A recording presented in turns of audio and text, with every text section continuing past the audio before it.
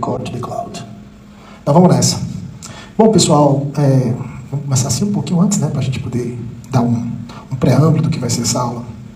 Porque muita gente fala assim, Marco Antônio, e é muito comum esse tipo de questionamento, né? Por que é que eu tenho tanta vontade de comer doce? O que é que eu faço, né, quando eu tiver vontade de comer doce? Por que essa vontade de comer doce não para, né?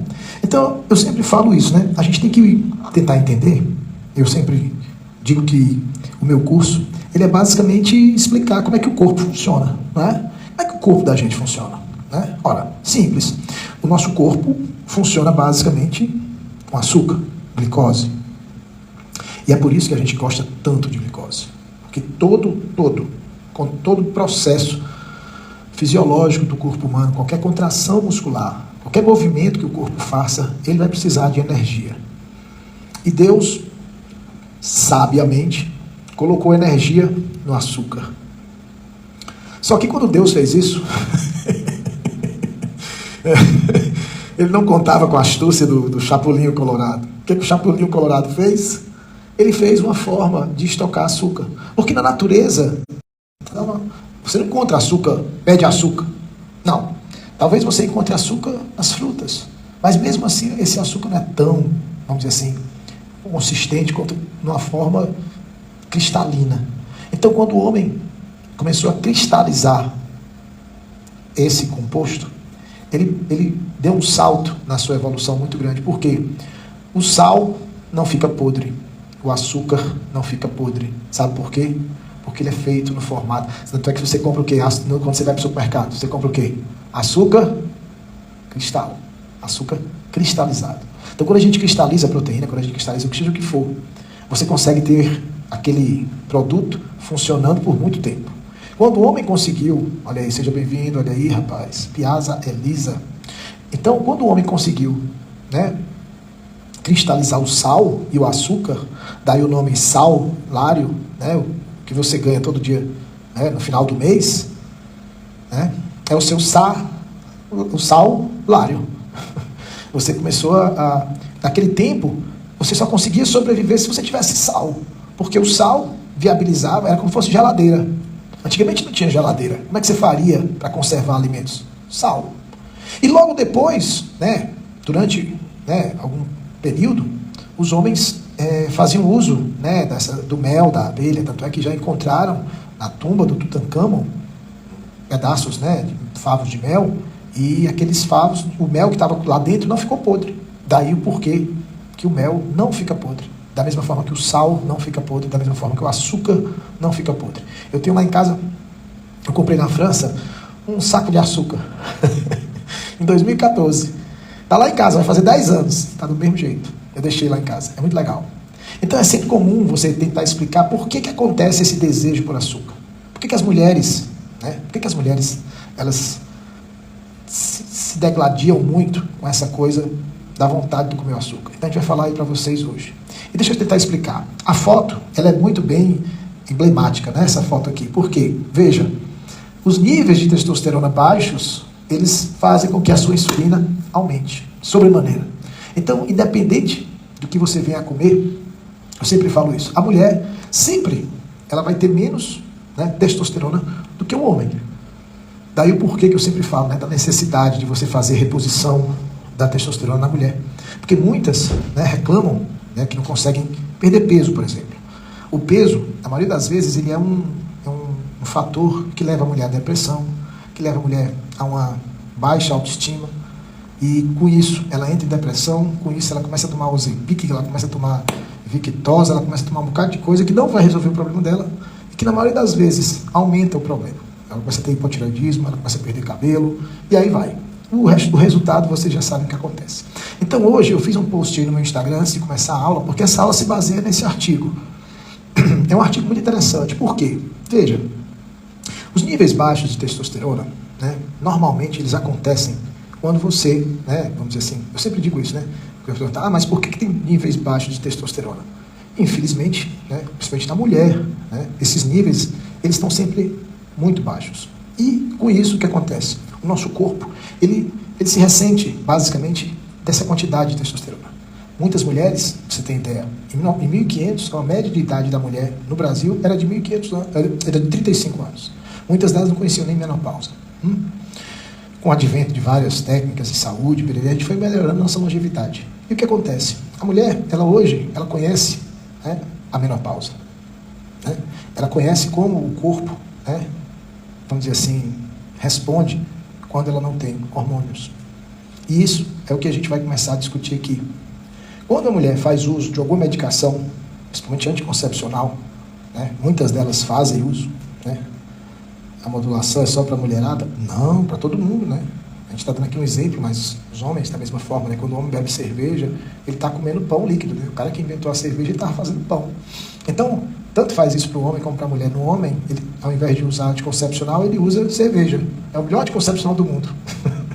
Muitos homens, na maioria das vezes, elas não conseguem, né? Muitos homens, na maioria das vezes, não conseguem engravidar as mulheres. Tem muita mulher que tenta fazer inseminação artificial, enfim, tenta tudo. E na maioria das vezes, eles não têm esse sucesso. Deixa eu dizer por quê. Porque os níveis desses hormônios estão muito baixos. E pode ter certeza de uma coisa, quando você faz uso de anticoncepcional, e aí eu vou tentar mostrar uma imagem, e aí você vai começar a entender por que a gente está falando sobre progesterona, estradiol, estriol e testosterona. Basicamente, eles têm a mesma forma. Quando você faz uso de algum medicamento parecido com um deles, eles inibem todos. Então, eu fiz um post aí, que é basicamente de um artigo da Endocrinology, da Nature, que ele mostra basicamente isso. O papel da testosterona na resistência insulínica. Então, quando você tem baixos níveis de testosterona, né, infelizmente, testosterona ela é uma ação, ela tem uma ação lipolítica. Quando você tem baixos níveis de testosterona, seja por qualquer motivo, ou dieta, né, a gente aprende muito a comer, quando é mais jovem, mingau, né, muita gente toma mingau, todinho, Nescau, leite, pão, fruta no café da manhã, e a gente pensa que está fazendo um grande negócio. Então hoje eu resolvi trazer essa imagem, porque eu acho que é muito legal você poder entender que os níveis de testosterona, eles estão diretamente relacionados com o aumento da sua insulina. Então cada vez que você for comer pão, você vai diminuir a sua testosterona.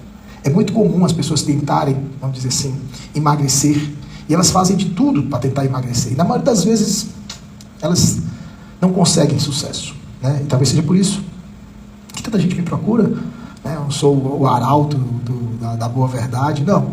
Talvez eu consiga explicar para as pessoas o óbvio, como é que o corpo funciona. E é isso que a gente vai começar a explicar. Como é que o corpo age quando você come, por exemplo, pão no café da manhã.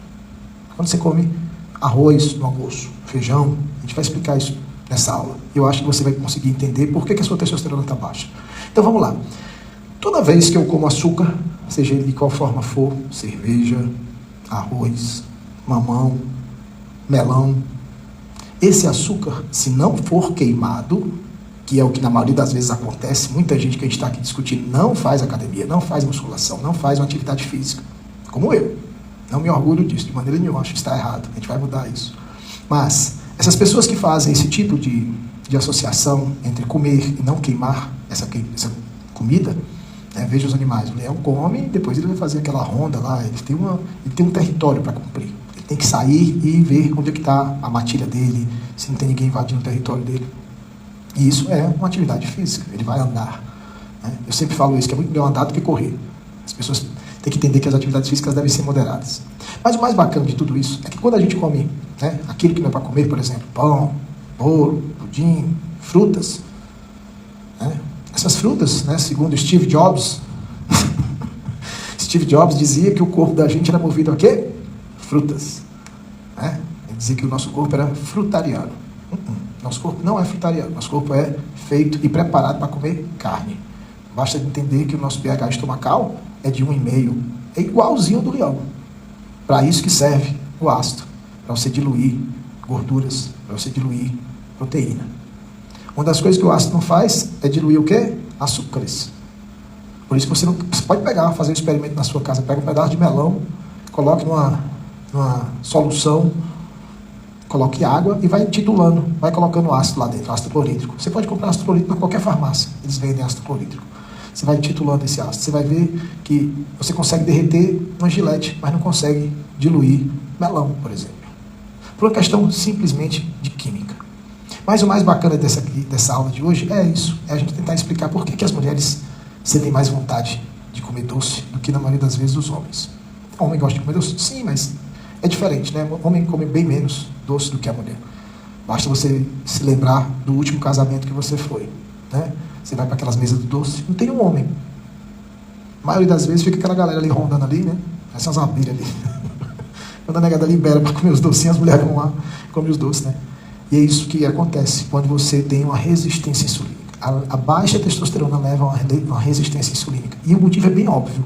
Veja, você comia açúcares, né, no seu café da manhã, você foi criado assim. Você deixou de tomar o leite da sua mãe, que era show de bola, e aí substituiu o leite da sua mãe por leite de vaca. Quando é leite de vaca era mingau de milho, né, que é açúcar puro. Basta lembrar que a Coca-Cola é adoçada com xarope de milho. Nos Estados Unidos, eu não sei se vocês sabem, toda a produção do milho interna é para produzir xarope de milho. Eles compram milho do exterior para as suas fazendas de vaca, de frango e coisa e tal. Mas a produção interna dos Estados Unidos é muito mais lucrativo você produzir o xarope de milho. Você pode pegar a composição da Coca-Cola, tem lá corn syrup, que é o xarope de milho, que é aquele mel caro. Lembra do mel caro? A gente comia mel caro? A gente comia cada porcaria, né? Eu nunca gostei daquele mel caro, mas muita gente, né, meus amigos ricos, a gente ia para casa deles, tinha o mel caro. Então muita gente comia mel caro pensando que estava fazendo um grande negócio. O mel caro, ele é o maior veneno que você pode comer, né? Então vamos tentar entender isso. Eu estava na barriga da minha mãe, saí, comecei a tomar leite materno. Aí terminou o leite da minha mãe, eles começaram a me dar o quê? Leite de vaca, com pão. Depois deram com pão, o que mais? Café com leite, Nescau, com leite de vaca. Às vezes tinha o quê? Cuscuz, né? No Nordeste tem muito cuscuz, que é açúcar puro, é milho. E quando não era cuscuz, era o quê? Mandioca, tapioca. Meu amigo, é açúcar puro, né? E aí você começa a dizer assim, pô, bicho, deve estar tendo alguma coisa errada, porque meu pai morreu de câncer, minha mãe morreu de câncer, meus tios morreram de câncer. Será que minha família é azarada? Não. A sua família comia açúcar. Não é o açúcar que alimentou o câncer. O açúcar fez o quê? Simplesmente acabou com a sua testosterona. Por quê? Porque cada vez que você come açúcar, os seus níveis de insulina aumentam muito. E aumentando os níveis de insulina, o que é que acontece no teu corpo? Duas coisas. Primeiro, a insulina, ela tem uma ação, né, fantástica, que seria colocar a glicose para dentro das células. Muita gente diz assim, não, porque o diabético tipo 1, ele não produz insulina. Sério? E como é que ele viveu na primeira mamada da mãe dele? Será que ele deixou de produzir insulina? Quando? Né? Porque senão ele nasceu por isso. Então como é que ele viveu até os 13 anos? Muitas vezes o cara vai diagnosticar diabetes tipo 1 com 10 anos de idade. Ele passou esse tempo todo sem produzir insulina? Não. Se ele não produzisse insulina, ele morreria na primeira mamada da mãe. Né? Então quando a insulina joga essa glicose para dentro da célula, o pâncreas naturalmente vai ter que produzir glucagon. Porque o corpo começa a entrar em hipoglicemia. Aí o pâncreas tem que produzir glucagon. Fica nessa guerra. E na maioria das vezes isso leva a uma pancreatite, uma inflamação no pâncreas, decorrente única e exclusivamente da sua dieta. Não era azar da sua família. Ah não, porque eu estava fazendo medicina, estava no posto de saúde, eu quase dizer, não, os antecedentes familiares. Seu pai teve diabetes? Teve, então você vai ter. Não, negativo. E é possível provar isso. Nos Estados Unidos eles fizeram os estudos de coorte na bomba atômica. Né? Eles pegaram gêmeos que tinham sido atingidos pela bomba e levaram para os Estados Unidos para tratar. E por incrível que pareça, aqueles que ficaram lá no Japão comendo peixe morreram muito depois do que aqueles que comiam McDonald's, por exemplo. A insulina está sendo presente nessa história. Então, toda vez que eu tiver insulina, eu vou ter que fazer duas coisas. Entender que aquela insulina, se não for, né, vamos dizer assim, devidamente administrada, porque aquela glicose que entrou na tua célula vai gerar, ou vai ser depositada no teu corpo, como um processo de gordura. Nosso corpo não tem geladeira. Então, Deus fez uma geladeira portátil. O que é que ele fez? Gordura. No dia que eu precisar, eu vou lá e pego. Só que a gente nunca usa essa geladeira, a gente nunca abre. E aí você começa a armazenar esse açúcar no formato de gordura. Né? Essa gordura, ela tem um problema. Sabe qual é o problema dela? Deixa eu mostrar para vocês o que é que a gordura faz. Ó, quando eu estou fazendo, vamos dizer assim, uma dieta rica em carboidratos, o que eu faço?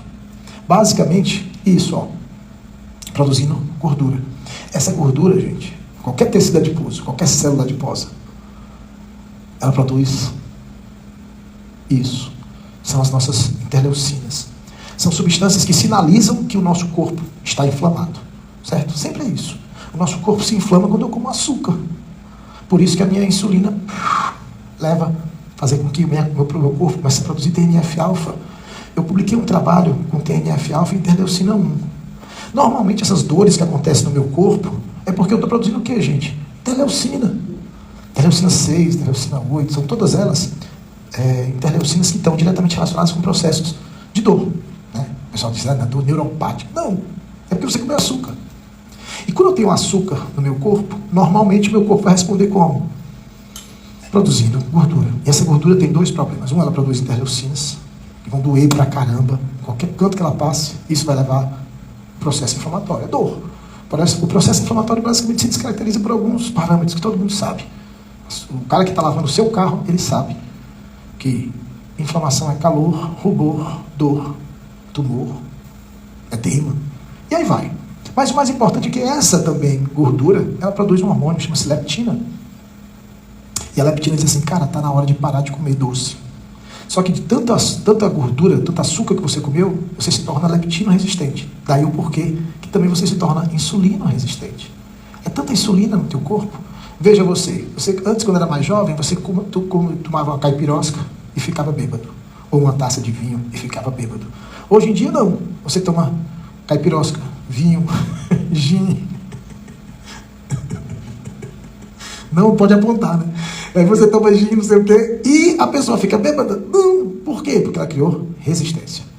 Da mesma forma, é o nosso corpo. De tanto você comer açúcar, você se tornou leptino resistente. E você come desesperadamente. Você quer comer doce, você quer comer pudim, você quer comer tudo que aparece na tua frente. Eu digo isso porque eu viajo muito, e eu passava naquelas duty free, e via aqueles Toblerone e aqueles Milka, que é só o que tem, chocolate, naquelas duty free. Eles te obrigam, você sai de um avião, para você pegar outro, você tem que passar dentro da duty free. Sim ou não? É. E aí eu passava por aquilo ali é uma tortura, né, para qualquer gordo, que era o meu caso. E isso é o mais cruel. A nossa insulina faz com que o nosso açúcar, o quê? Suba. Para que o nosso açúcar suba, a gente tem que produzir o quê? Insulina. Então, toda vez que eu como doce, a insulina sobe. Quando a insulina sobe, meu corpo armazena, né, essa glicose que entrou na célula no formato de gordura. E a gordura começa a jogar o quê no meu corpo? Leptina.